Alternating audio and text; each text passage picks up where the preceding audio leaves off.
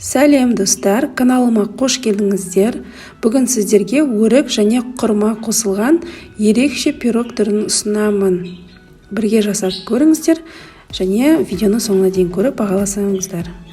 Алдымен қамыр дайындаймыз. Ол үшін ұнға қопсытқышты қосып, екеуін жақсылап араластырып аламыз. Тоңазытқыштан алынған майды қосамыз. Майымыз қатты болғандықтан оны үкіштен осылай өткізіп аламыз.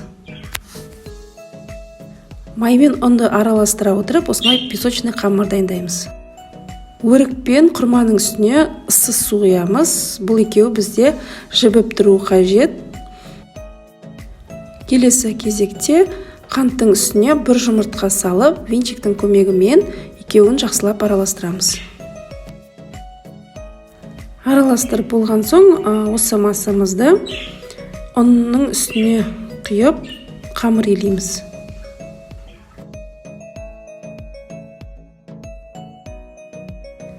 Өте жұмсақ қамыр шығады. Мінекей біздің қамырымыз дайын болды. Енді құрма мен өріктің суын төгіп сорықтырып аламыз. Ал қамырды біз екі бөлікке бөлеміз. Бірі астыңғы бөлігі және үстіңгі бөлігі. Қамырды жайып аламыз. Бірден осындай силиконовый ковриктің үстіне немесе пергамент қағаздың үстіне жайып алған дұрыс. Бізге жұмыс жасауға өте ыңғайлы болады. Енді қамырымызды форманың үстіне саламыз.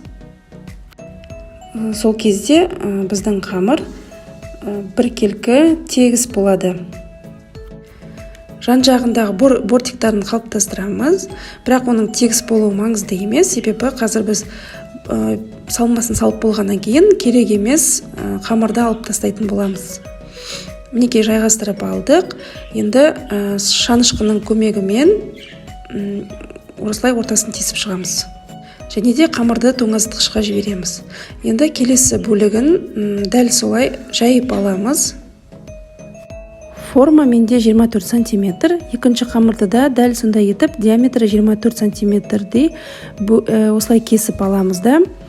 Дәл осы күйінде мұздатқышқа 10-15 минутқа қоя тұрамыз. Қамырымыз қатқанша біз салмасын дайындаймыз. Өрік пен құрманы блендердан өткізіп аламыз. Жаңағы ыстық суға салған жемістеріміз бізде жұмсарып жақсы болып тұр. Енді осылай уақытап блендердан өткізіп аламыз.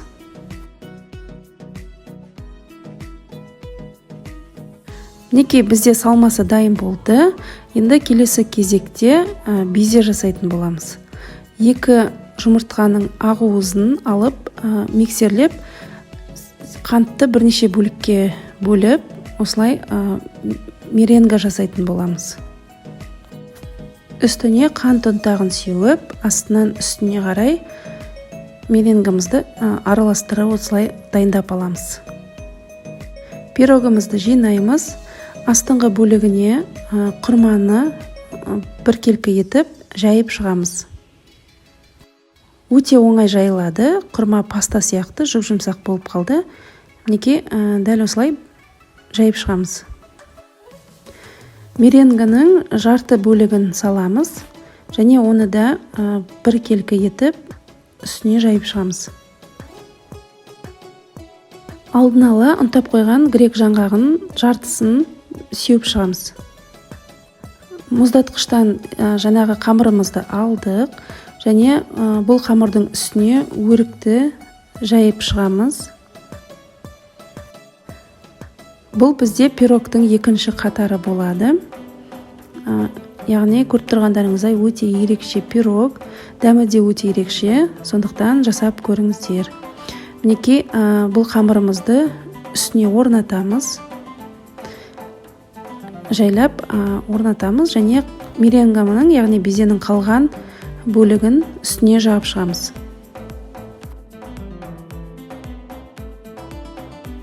Дәл жаңағыдай қалған грек жаңғағын үстіне сеуіп шығамыз. Мінекей барлығын салып болдық. Енді бізге керек емес қамырды осылай тегістеп, әдемілеп алып шығамыз. Ол бізге қазір бетіне бетіне әдемілеуге қажет болады. Қалған қамырды жайып алып, пышақтың көмегімен ұзынша етіп кесіп, пирогымыздың үстіне орнатамыз. Ешқандай нан артық қалмау қажет, яғни барлығын осылай бетіне әдемілеп орнатамыз. Пирогымызды қызып тұрған пеште 170 градуста 35 минут пісіріп аламыз. Ал егер конвекциямен пісірсеңіздер, 160 градуста 30-35 минуттай пісіріп аламыз. Пирогымыз дайын болды. Бетіне қант ұнтағын себеміз. Өте ерекше әрі дәмді пирогымыз дайын болды. Достар, жасап көріңіздер. Егер ұнаса, мені қолдап, лайк басып, комментарий қалдырып, және каналыма жазылуды ұмытпаңыздар. Ас болсын!